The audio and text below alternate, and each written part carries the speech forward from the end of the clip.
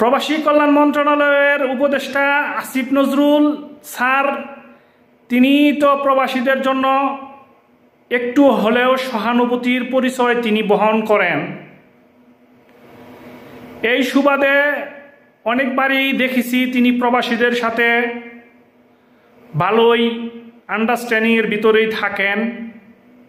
বারবার তিনি প্রবাসীদেরকে সম্মানসূচক কথাবার্তা, প্রেস ব্রিফিং, সাংবাদিক সম্মেলনে তিনি প্রবাসীদেরকে সম্মানের চোখেই দেখেন।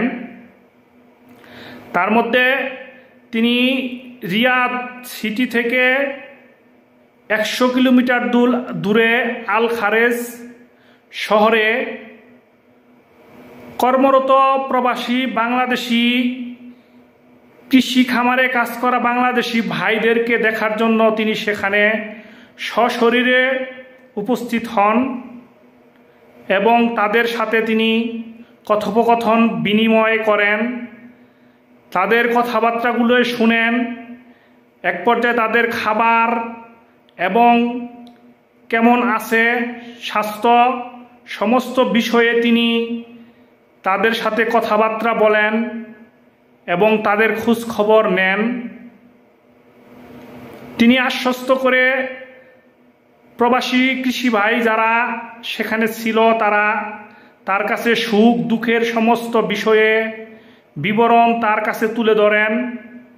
তিনি মনোযোগ সহকারে সেগুলো শুনে শ্রবণ করেন এবং তাদেরকে আশ্বস্ত করে বলেন তিনি মন্ত্রণালয়ে থেকে ইনশাআল্লাহ প্রবাসীদের সমস্ত সুখ দুঃখের ভাগিদার হওয়ার সাথে থেকে তাদেরকে আশ্বস্ত করে বলেন তিনি সমস্ত ব্যাপারে প্রবাসীদেরকে অগ্রাধিকার দেওয়ার জন্য আইনি পদক্ষেপভাবে সরকারি কার্যকলাপগুলো পরিচালনা করবেন বলে তিনি আশ্বস্ত করেছেন। তিনার এই উদারতাকে আমরা সাধুবাদ জানাই প্রবাসীরা, কারণ আমরা প্রবাসীরা ভালোবাসার কাঙ্গাল।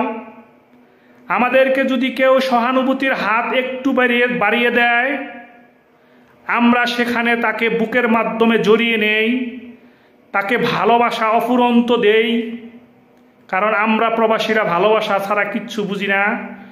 আমাদেরকে যে সম্মান করবে, আমাদেরকে যে একটুকা সম্মান দেখাবে, আমরা তাকে সাগর পরিমাণ সম্মান দেখাবো, আমরা তাকে অপুরন্ত ভালোবাসা দিব।